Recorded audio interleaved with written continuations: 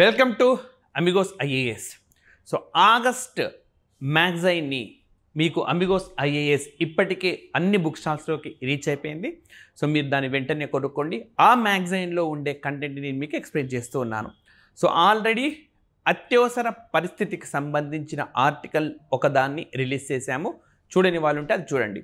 So మనకి ఈ magazine అనేది అటు ఆబ్జెక్టివ్ టైప్ ఎగ్జామినేషన్స్కి, డిస్క్రిప్టివ్ టైప్ ఎగ్జామినేషన్స్కి రెండిటికి ఉపయోగపడేలా తీర్చిదిద్దాం. ఉదాహరణకు మీరు ఆ ఎమర్జెన్సీ క్లాసును చూసి ఉంటే క్వశ్చన్స్ ఉన్నాయి, రైట్? అత్యవసర విధింపునకు దారితీసిన పరిస్థితులు ఏంటి అనే క్వశ్చన్ కూడా ఉన్నది. What are the reasons that led to the establishment of emergency?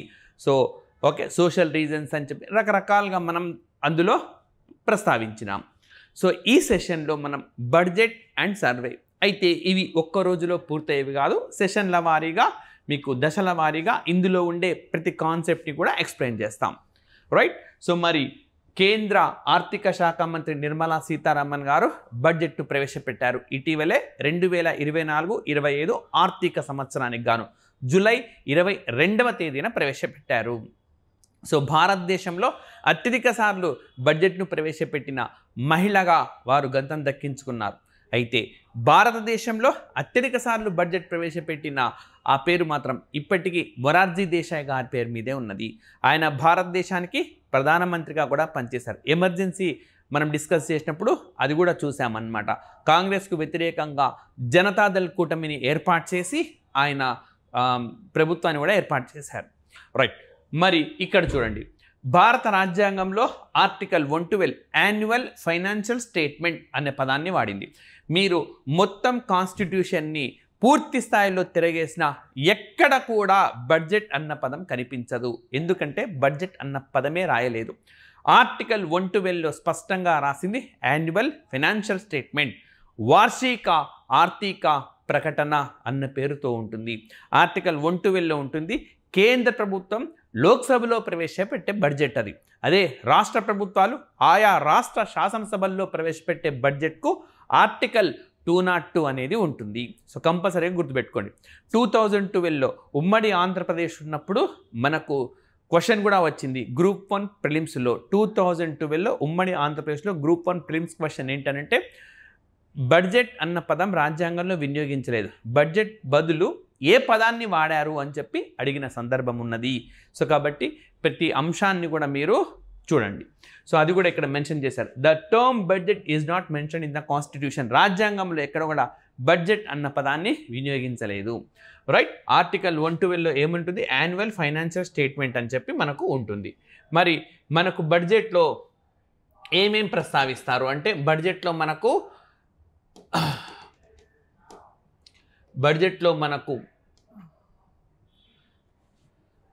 for the fiscal year 2024-25 the total receipts excluding borrowings are estimated at 32.07 lakh crore. చూడండి, బడ్జెట్లో మనకు ఇన్కమ్ దీన్ని ప్రస్తావిస్తారు. దీన్నే మనం రాబడి అనవచ్చు, ఎక్స్పెండిచర్, సో వ్యయము అనవచ్చు అన్నమాట. ఈ రెండింటిని ప్రస్తావిస్తారు, right? So revenue and capital ఉంటుంది.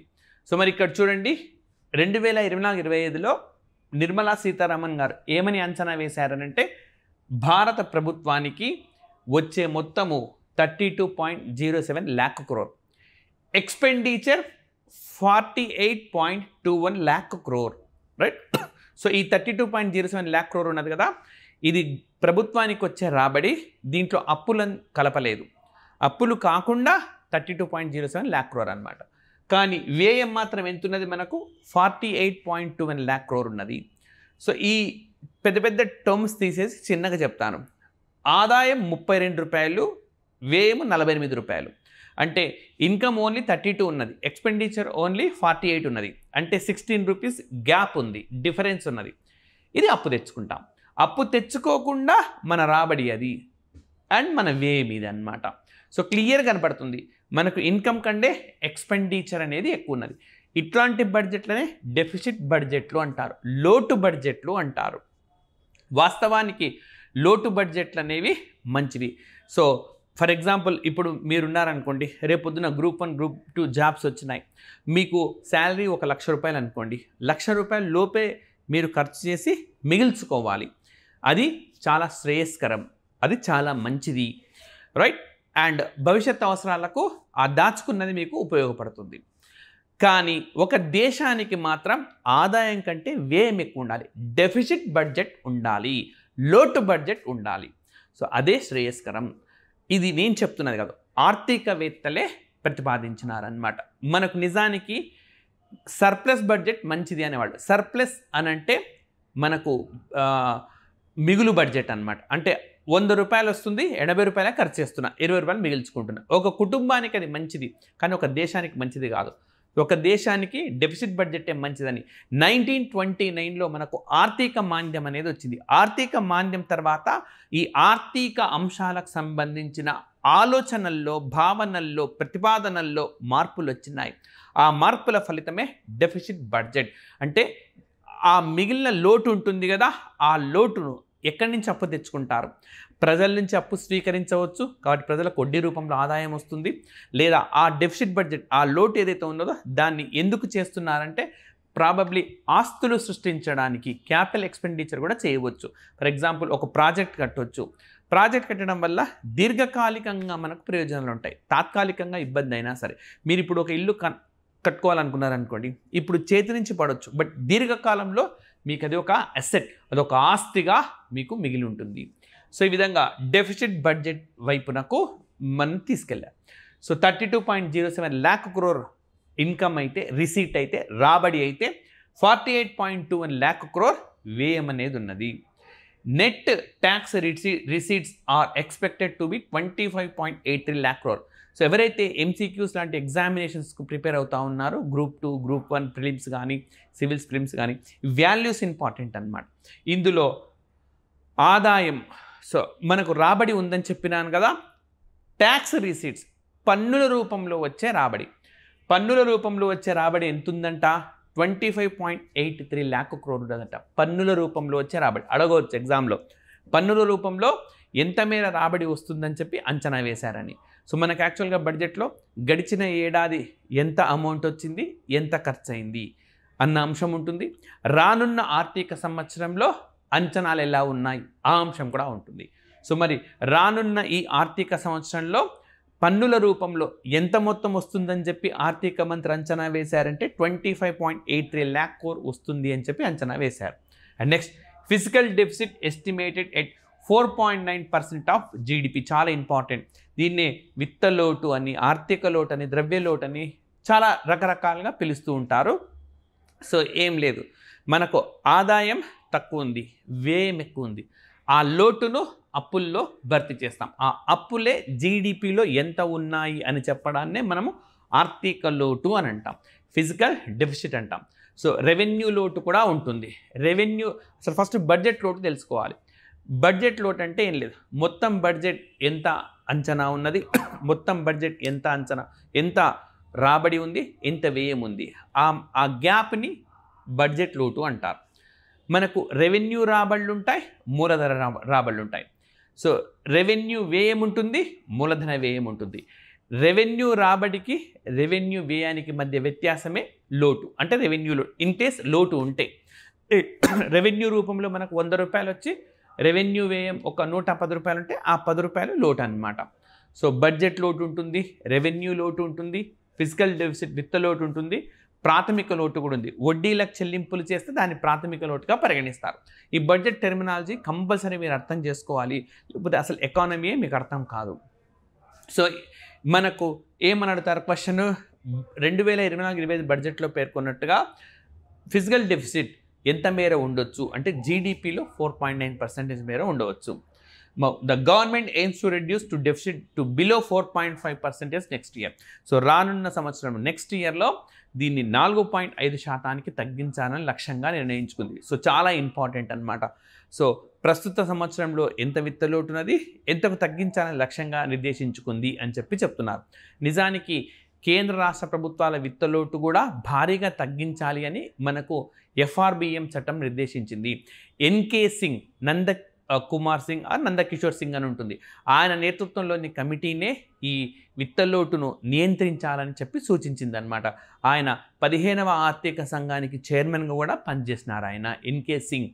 రైట్. సో 16వ ఆర్థిక సంఘానికి అరవింద్ పానగారియా చైర్మన్గా ఉన్నారు. ఈ అరవింద్ పానగారియా మనకు నీతి ఆయోగ్ మొట్టమొదటి వైస్ చైర్మన్గా కూడా వ్యవహరించారు.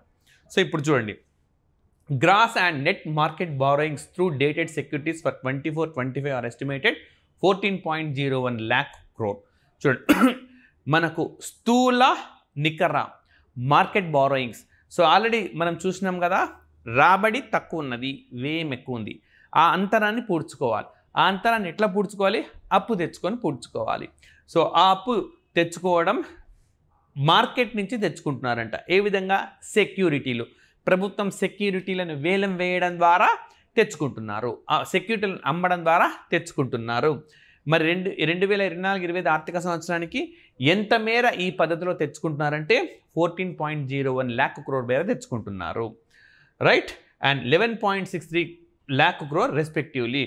Dated security market borrowings through gross ఏమో 14.01 lakh crore, నెట్ ఏమో 11.63 lakh crore తెచ్చుకుంటున్నారు అనమాట. Right. Now, the budget speech highlighted India's slow and stable inflation moving towards the 4% target, core inflation at 3.1%. So ఇక్కడ కీలకమైన అంశం ఏం చెప్పినారు? భారతదేశంలో ద్రవ్యోల్బణం అన్నది చాలా నిలకడగా ఉన్నది. సో మరీ ఎక్కువేమీ లేదన్నమాట. రైట్. సో ఎంతుంది? 4% టువర్డ్స్ ద 4. అంటే మన లక్ష్యం ఏంటంటే 4% లోపు దీన్ని నియంత్రించగలగాలి. సో ఆ దిశగానే ఉన్నది, ఎక్కువ ఏమీ లేదు అని చెప్తున్నారు.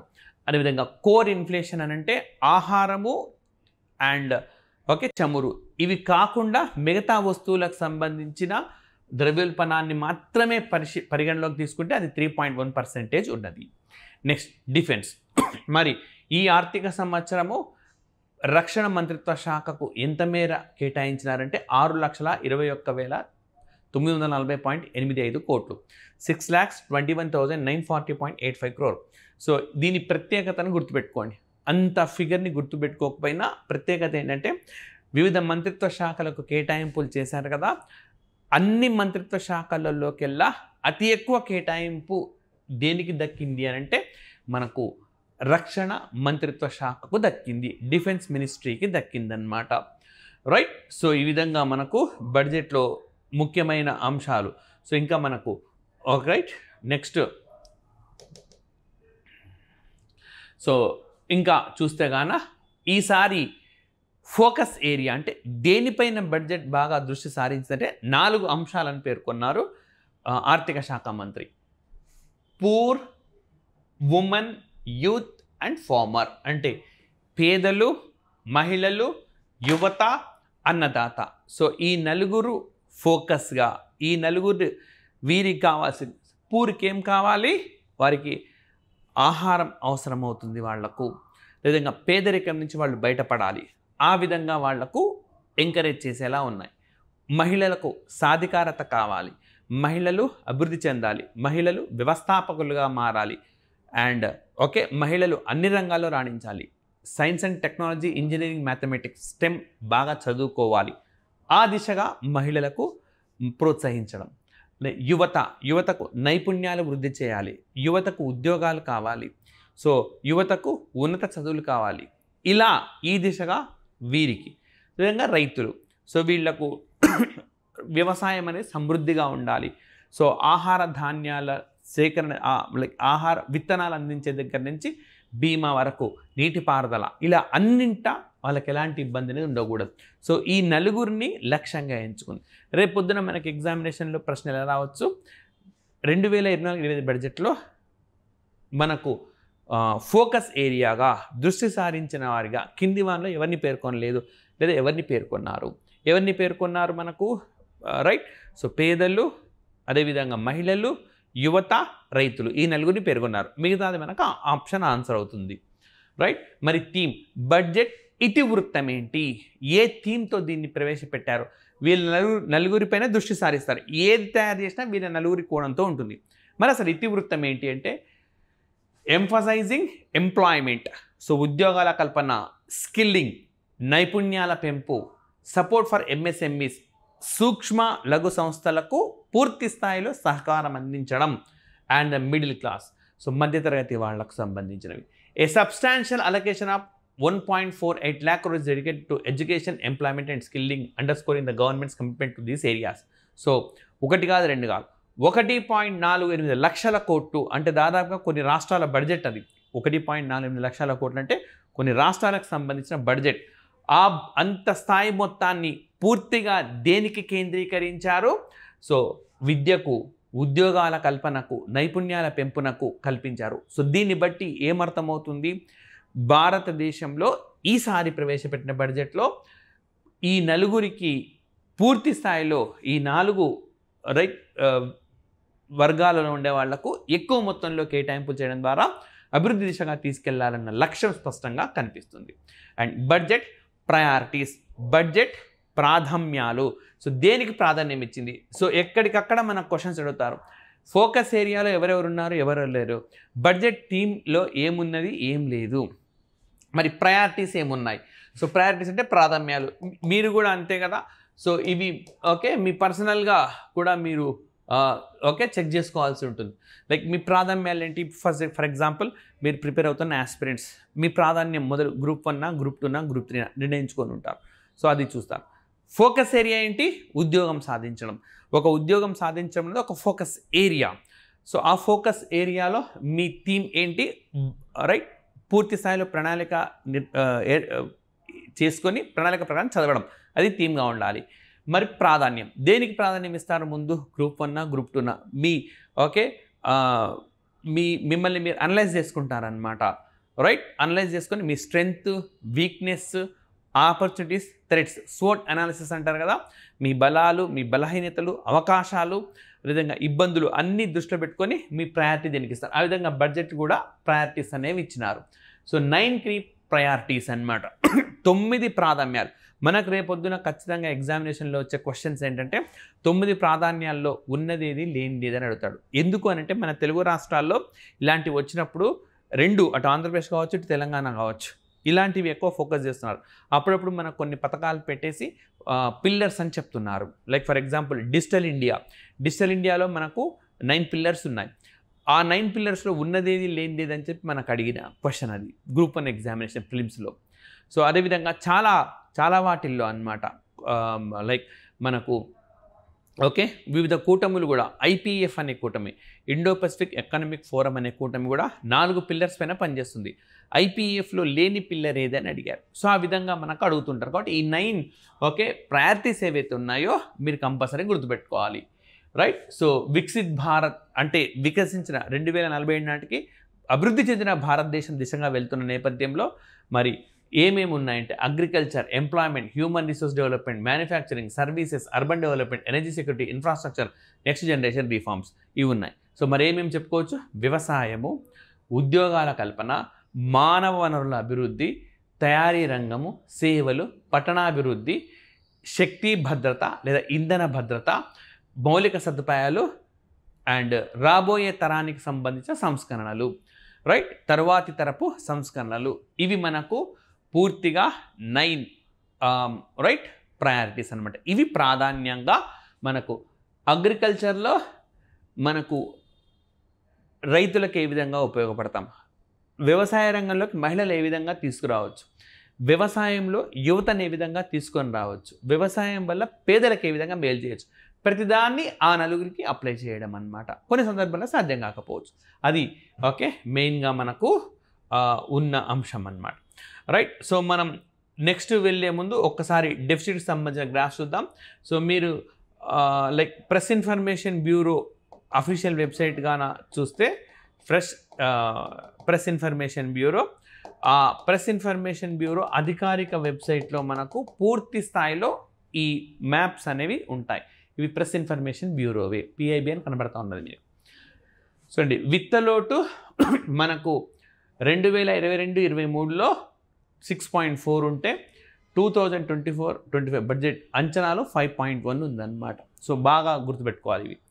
అదే రెవెన్యూ లోటు అయితే 2.0కి వచ్చింది. ప్రైమరీ డెఫిసిట్ అంటే ప్రాథమిక లోటు వచ్చేసి 1.5%, ఎఫెక్టివ్ రెవెన్యూ డెఫిసిట్ 0.8%.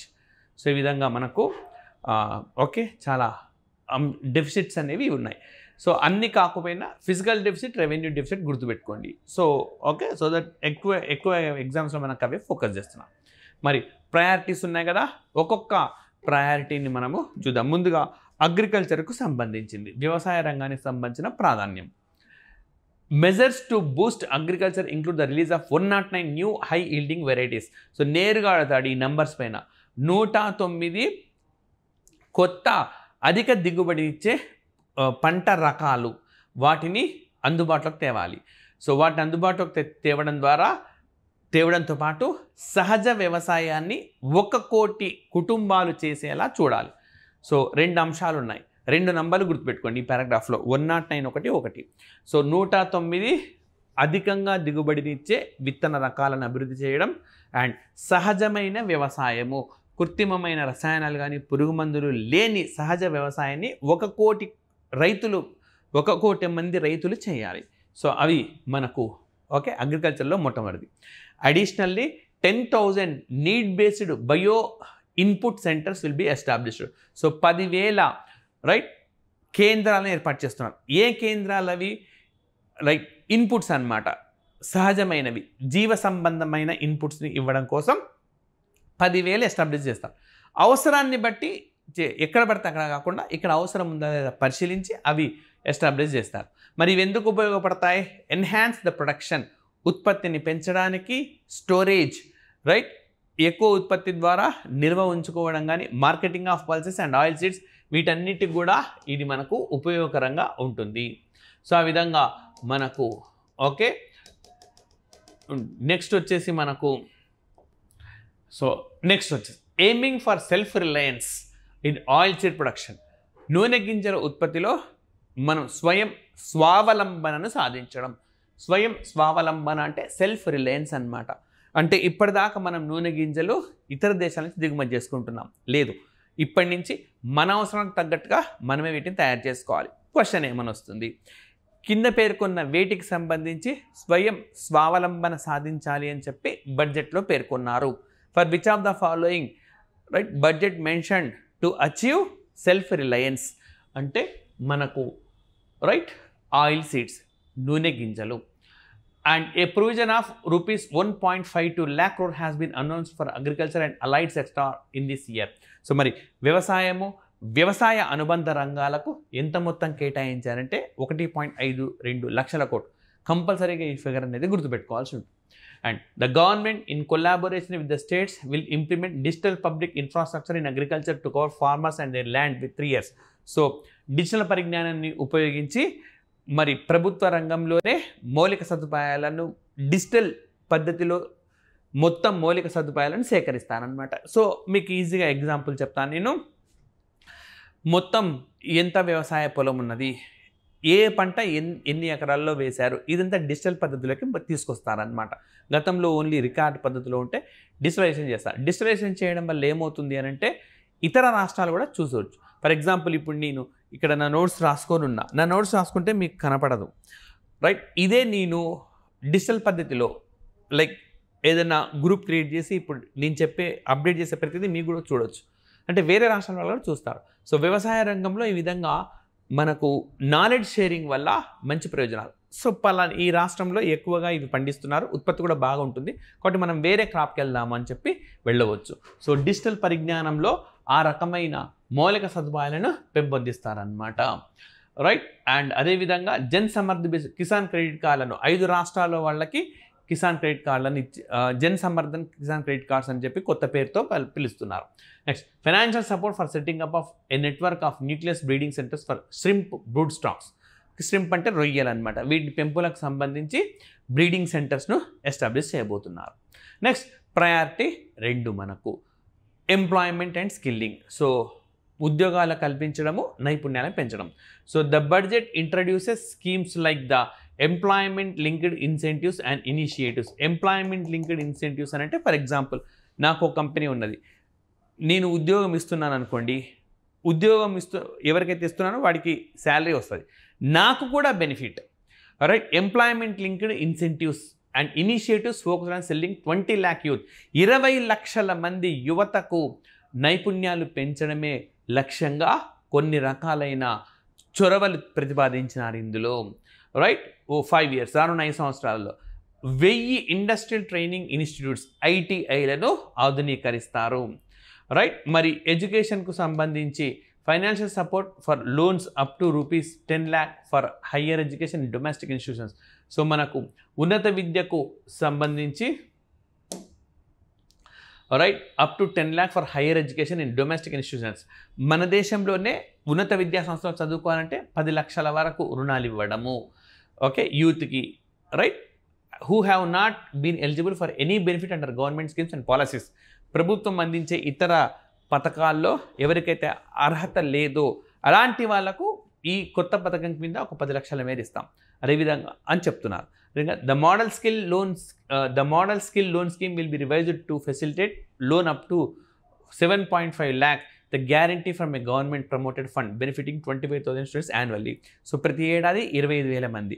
రానున్న 5 సంవత్సరాలు కాబట్టి 1,25,000 మందికి మనకు వాళ్ళు ఏం చేస్తారు, ప్రభుత్వమే హామీగా ఉంటూ 7.5 లక్షల మేరకు లోన్ వచ్చేలా చూస్తారనమాట. సో దట్ వాళ్ళు చదువుకోవచ్చు.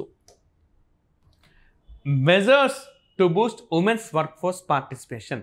సో మహిళా శ్రామిక శక్తి పాల్గొనేలా చర్యలు. సో ఎక్కువ మంది మహిళలు పార్టిసిపేట్ చేయాలి. So the government will enhance women's work force participation by establishing working women's hostels and creche facilities. So ప్రభుత్వమే మహిళా హాస్టల్ని ఏర్పాటు చేయడము, రైట్, ఇతర సదుపాయాలను కల్పించడం, supporting women specific skilling programmes, మహిళలకు ప్రత్యేకించిగా ఉండే నైపుణ్యాలను పెంచే కార్యక్రమాలు చేపట్టడం, promoting market access for women led HHCs అంటే మహిళా స్వయం సహాయక సంఘాలు తయారు చేసే ఉత్పత్తులకు మార్కెట్ సదుపాయం కల్పించడము, and allocating over ₹3 lakh crore for schemes benefiting women and girls. మహిళలు, బాలికలు వీళ్లకు మాత్రమే ఉపయోగపడేలా 3 లక్షల కోట్లను కేటాయించినారనమాట. While encouraging states to offer lowest stamp duty rates for properties bought by women. So మహిళలకు ఏదైనా వాళ్ళు ఆస్తి కొనుగోలు చేస్తూ ఉన్నప్పుడు ఆ సందర్భంలో విధించే స్టాంప్ డ్యూటీ తక్కువగా ఉండాలి. ఆ విధంగా రాష్ట్రాలను ప్రోత్సహించడము ఆ చర్య అనమాట.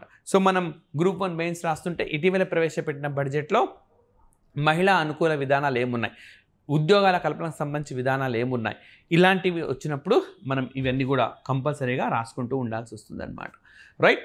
సో ఇది మనకు 2వ ప్రయారిటీ. ఇక 3వ ప్రయారిటీ కూడా డిస్కస్ చేసి మనం మిగతా నెక్స్ట్ సెషన్లో కంటిన్యూ చేద్దాం. So inclusive human resource development. So inclusive అంటే సమ్మిళిత మానవ వనరుల అభివృద్ధి, అండ్ సోషల్ జస్టిస్ అంటే సామాజిక న్యాయము. ఓకే, సమ్మిళిత మానవ అభివృద్ధి అండ్ సామాజిక న్యాయం. సో ఇందులో ఏం చెప్పారు, enhanced support for economic activities among marginalised groups including tribal communities, women entrepreneurs emphasised. So ఎవరైతే సామాజికంగా వెనుకబడిన వర్గాలు ఉన్నారో, ఇంక్లూడింగ్ గిరిజన సామాజిక వర్గాలు వాళ్ళతో కలిపి, అదేవిధంగా మహిళా మనకు వ్యవస్థాపకులు వీళ్లను మద్దతు ఇచ్చేలా, వీళ్ళు కూడా అభివృద్ధి చెందేలా అనేక చర్యలు చేపట్టారు. ద పూర్వోదయ ఇనిషియేటివ్ ఇట్లాంటివి అడుగుతారు. పూర్వోదయ ఇనిషియేటివ్ దీనికి సంబంధించిందని.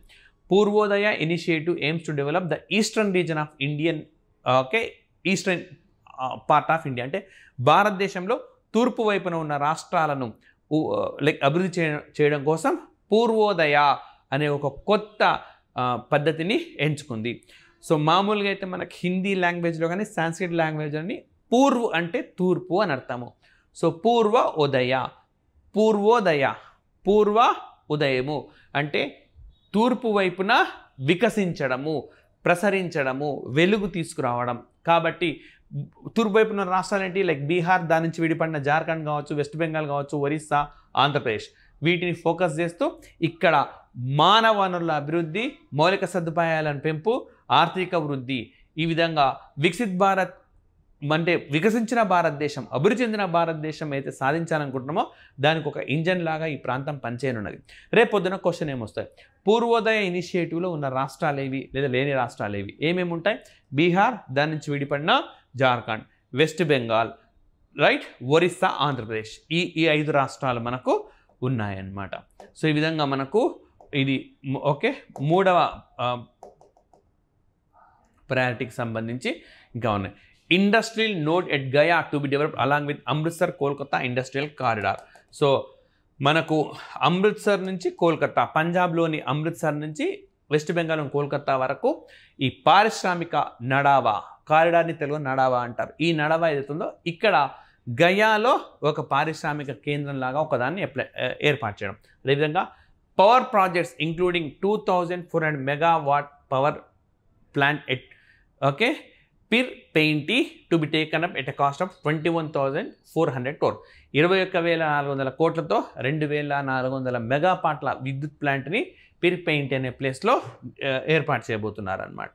నెక్స్ట్ వచ్చేసి the finance minister announced the Pradhan Mantri జనజాతీయ Unnati gram Abhiyan. Okay so to improve the socio economic conditions of tribal communities covering 63,000 villages in tribal majority areas. So గిరిజన ఎక్కువగా ఉండే ఈ 63,000 గ్రామాల్లో ప్రధానమంత్రి జనజాతీయ ఉన్నతి గ్రామ్ అభియాన్ను అమలు చేస్తారు. అదేవిధంగా ఇవి మనకు ఆస్పిరేషనల్ డిస్ట్రిక్ట్లో కూడా ఉంటాయి. ఆస్పిరేషనల్ డిస్ట్రిక్ట్ అంటే ఆకాంక్షిత జిల్లాలు, అదొక లైక్ స్కీమ్ అనమాట.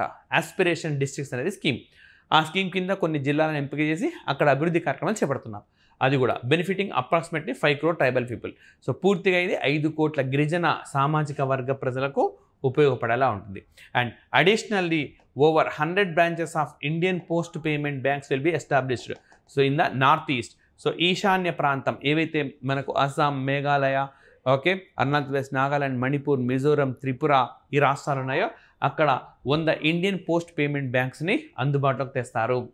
And okay with 2.66 lakh crore allocated for rural development infrastructure this year. So ఎక్స్క్లూజివ్గా గ్రామీణాభివృద్ధి అండ్ గ్రామీణ మౌలిక సదుపాయాలు ఇందుకోసం 2.66 లక్షల కోట్లు కేటాయించారు. ఈ కేటాయింపులు ఏవైతే ఉన్నాయో ఆస్పిరెంట్స్ వాటిని కంపల్సరీగా గుర్తుపెట్టుకోవాలి. నెక్స్ట్ ఆంధ్రప్రదేశ్ పునర్విభజన చట్టం. ఎవరైతే ఆంధ్రప్రదేశ్ ఆస్పిరెంట్స్ ఉన్నారో వాళ్ళు చాలా ఇంపార్టెంట్ అనమాట.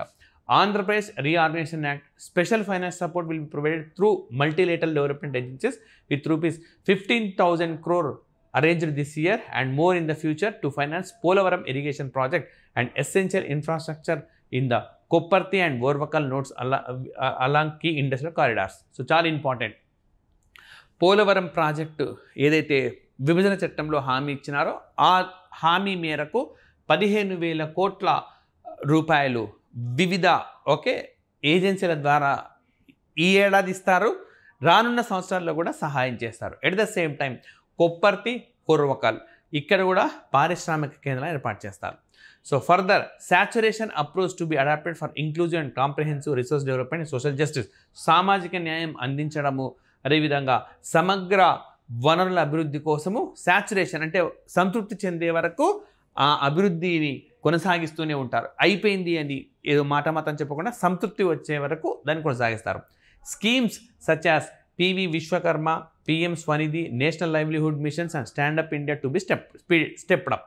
సో ఈ ప్రాంతాల్లో మనకు విశ్వకర్మ కానీ స్వనిధి ఇవన్నీ కూడా జాతీయ ఓకే నేషనల్ లైవ్లీహుడ్ మిషన్స్ వీటిని స్టాండప్ ఇండియా వీటిని మరింతగా వేగంగా అభివృద్ధి చేస్తారు. రైట్. సో ఈ సెషన్లో మనం 3rd ప్రయారిటీ వరకు చూసినాం. నెక్స్ట్ ప్రయారిటీస్ అయిపోగొట్టిన తర్వాత మళ్ళీ బడ్జెట్ సంబంధించిన అనేక అంశాలు ఉన్నాయి. వాటన్నింటి కూడా రానున్న సెషన్స్లో అమిగోస్ ఐఏఎస్ మీకు అందిస్తుంది. Thank you very much.